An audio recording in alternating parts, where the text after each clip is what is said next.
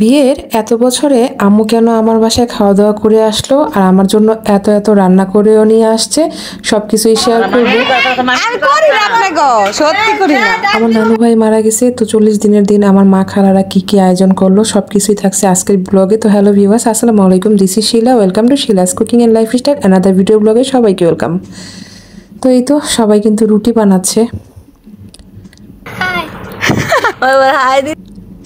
এটা হচ্ছে 40 দিনের দিন। তো আমার মা আর আমার খালামণিরা সবাই মিলে এই যে রুটি হালুয়া এগুলোর আয়োজন করেছে। সুজির হালুয়া, বুটের হালুয়া, রুটি সবাইকে দিবে, স্কিন নিজেরা খাবে, মিলাদ মাহফিল করবে। তো এটা মুন্সিগঞ্জে মুক্তারপুরে করা হয়। অনেক অনেক আয়োজন করেছিল। তো নানু ভাই রোজার মধ্যে মারা যায়। আসলে মানুষ মারা গেলে তার সাথে সাথে সব কিছুই শেষ হয়ে যায়। এখনও স্বপ্নের মতো লাগে যে দুনিয়াতে লোকটা আসলে নেই। নানু ভাইয়ের কথা অনেক মনে পড়ে। আল্লাহ তাকে জান্নাতের সর্বোচ্চ মর্যাদা দিক, তার জন্য দোয়া রইল। কবরের আযাব মাফ করে দিক। সবাই আমার নানু ভাইয়ের জন্য একটু দোয়া করবেন। উনি একসময় বিচার করতেন, গ্রামের মাতবর ছিলেন, প্রভাবশালী। আসলে হলে কি হবে, দুনিয়াতে মানুষের মৃত্যুটা সবাইকে বরণ করে নিতে হবে। একদিন চলে যেতেই হবে আমাদের এই দুনিয়া ছেড়ে, এটাই হচ্ছে চরম সত্য।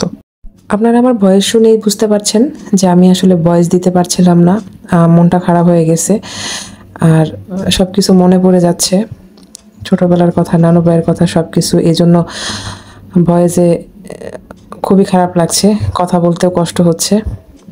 তো জীবনের চরম বাস্তবতা মেনে নিতে হবে আমাদের সবাইকে। এদিকে হয়েছে কি, আজকে আম্মু আসছে, আমাদের জন্য অনেক কিছু নিয়ে আসছে। তো আম্মু আসলে বাবা মার ভালোবাসা এমনই। আমার এক মেয়ে যেহেতু ওই বাসায় থাকে, আরেক মেয়ে এখানে থাকে, সেই মেয়ের জন্য সব আয়োজন। তো ও কিন্তু এখনও সে ওরকমভাবে খাওয়া দাওয়া শিখে নাই। তারপরও আমি বলতেছি এগুলো আনছো কেন, এত কিছু আনছো কেন। আর আমার মেয়ে কীভাবে জানি বলতেছে, নানু আপু একটা বড় তরমুজ নিয়ে আসবে, আমি খাবো। ও কিন্তু আসলে তরমুজ খায় না, কিন্তু ও কীভাবে বললো আর নানু আপু কীভাবে তরমুজ নিয়ে আসলো সেটাই বুঝলাম না। এদিকে আম্মু উস্তাবাজি, এটা হচ্ছে পাতাকপি দিয়ে মুরগি রান্না, এদিকে হচ্ছে বড় মাছ ভুনা, এগুলো নিয়ে আসছে। তো আমি তো জানি না আম্মু এত কিছু নিয়ে আসবে রান্না করে, তাহলে আমার রান্না না করলেও চলতো। তো এইদিকে আমি আবার শুটকি রান্না করলাম আম্মুর জন্য, লইট্টা শুটকি। এটা আমি পটল দিয়ে ফার্স্ট টাইম ট্রাই করছিলাম। তো আম্মু খাওয়ার পর বলছে যে অনেক অনেক ভালো হয়েছে আসলে। তো ভিডিওর শুরুতে যে কথাটা বলছিলাম যে আম্মু আজকে আমাদের বাসায় খাওয়া দাওয়া করে আসছে, জীবনে প্রথমবার সে আমার বাসায় খাবে না। তো আমি তো খুব রাগ হয়ে গেছি, কেন খাই আসলা, কেন খাই আসলা। তো আম্মু বলতেছে রান্না করছি অনেক কিছু, তো ভাবলাম গরম গরম ভাত খেয়ে নিই, এই জন্য খেয়ে আসছি। তো কি হয়েছে। তারপরে আম্মুকে কিন্তু আমি না খাওয়াই আসলে ছাড়ি নাই। যাওয়ার সময় আম্মুকে গরম গরম রুটি ছেঁকে দিয়েছি। আম্মুই বলছে সে ভাত খাবে না, রুটি খাবে। আর এই যে এই তরকারিটা আমি পটল দিয়ে লইট্টা শুটকি ভুনা করেছিলাম, আম্মু খেয়ে বলছে যে এটা অনেক ভালো হয়েছে।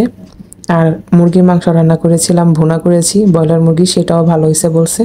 তো আজকের ভিডিওটা আপনাদের কেমন লাগলো জানাতে একেবারেই ভুলবেন না। যারা আমার ভিডিওটা পছন্দ করেছেন তারা চাইলে ভিডিওতে একটা লাইক করে দিতে পারেন, ফেসবুক পেজ থেকে দেখলে পেজটা ফলো করে দিতে পারেন, আর সুন্দর সুন্দর কমেন্ট করতে পারেন, কারণ আপনাদের এক একটা কমেন্ট আমার জন্য অনেক বেশি মূল্যবান। আর যারা আমাকে ইউটিউব চ্যানেল থেকে দেখছেন চাইলে চ্যানেলটা সাবস্ক্রাইব করে দিয়ে বেল বাটনে প্রেস করে দিতে পারেন। নতুন নতুন এরকম অনেক ভিডিও নিয়ে আপনাদের সামনে চলে আসব। তো এখন আমি লইট্টা শুটকি ভুনাটা নামিয়ে নিয়ে এখন আমি মুরগিটা রান্না করে নিব।